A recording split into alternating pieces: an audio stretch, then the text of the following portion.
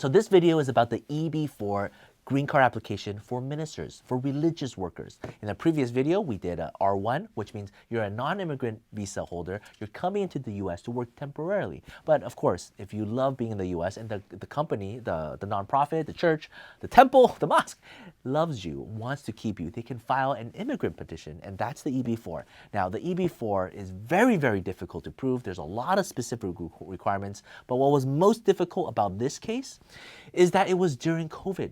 From 2019 all the way through 2022, it was very complicated because of COVID. Everything was shut down. And one specific thing you really need to prove on the 360 or any I-140 application, employment-based application, is what did you do, right? But you need to prove you did stuff in this category. And if you didn't fulfill your obligations, then sorry, your green card is going to get denied.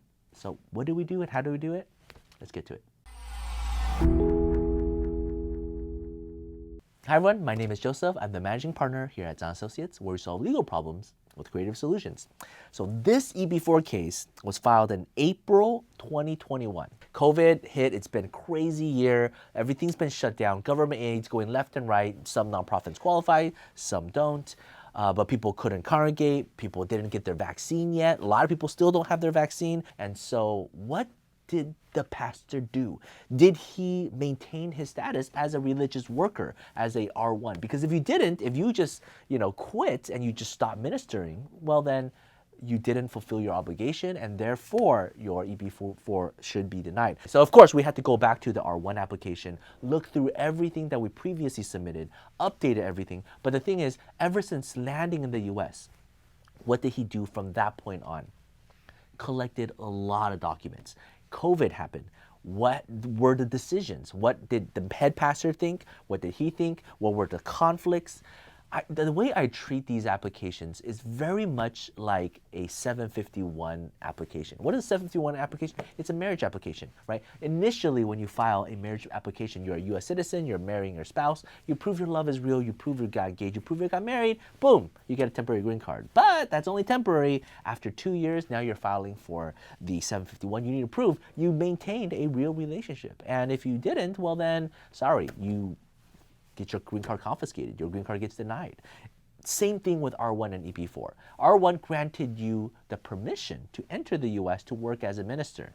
When you file for the EB-4, you need to prove you actually did minister things. And so it's false to think all I have to do is just take the original R1 application, update it with some financials, and then send it. Here's my pay stubs. I got paid every 2 weeks. Well, anybody can get paid every 2 weeks. You could make a private agreement with an employer and get employed, right? And then suddenly you get your green card. Sorry, no. Prove your worth.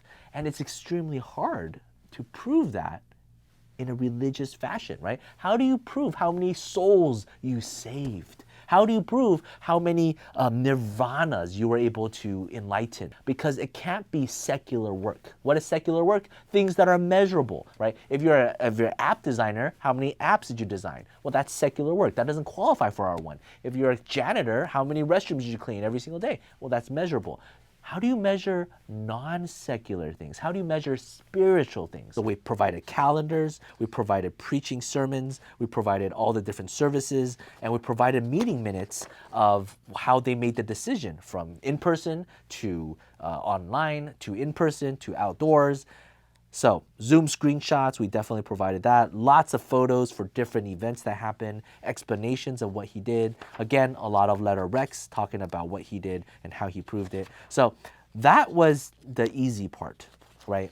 Because we were able to talk with the church, we were able to talk with the staff, we were talking to the minister, and they know what they have to do, so they documented it as they go. It's way too tiring to suddenly get everything ready within 1 week and file if we didn't have that conversation, right? So almost every single case, after we successfully got the R1, we have a meeting right after. Hey, let's plan out the next 2 years. Let me tell you everything you need to know now, so as you go through your life, it's just you collect it and you put it in a bucket. And at the time, when it's ready, contact Joseph, take the entire bucket, send it over, and then it's all ready. Now, there were additional problems, of course, such as they needed a J1 waiver. At the same time, they weren't paid enough because suddenly the church was underfinanced, so they had to go get funding. So we had to overcome a lot of separate issues. In overcoming those issues, we created more documents to prove that he was actually acting as a minister, right? Even though it was secular in the sense of its funding.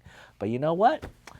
A minister's got to eat, right? You can't just live on heavenly bread alone. He was acting as his capacity as a pastor, as a minister, to make sure the congregation will survive the pandemic spiritually, and also the church can survive by paying rent. If you have any questions about this EB-4 case, about how to prove various things because you want a green card and you want to serve as a minister, you don't have to necessarily be a minister. You could just serve in any spiritual capacity, like a worship leader. Those all count as well. And if you have any questions, feel free to reach out to us. Take care. Bye-bye.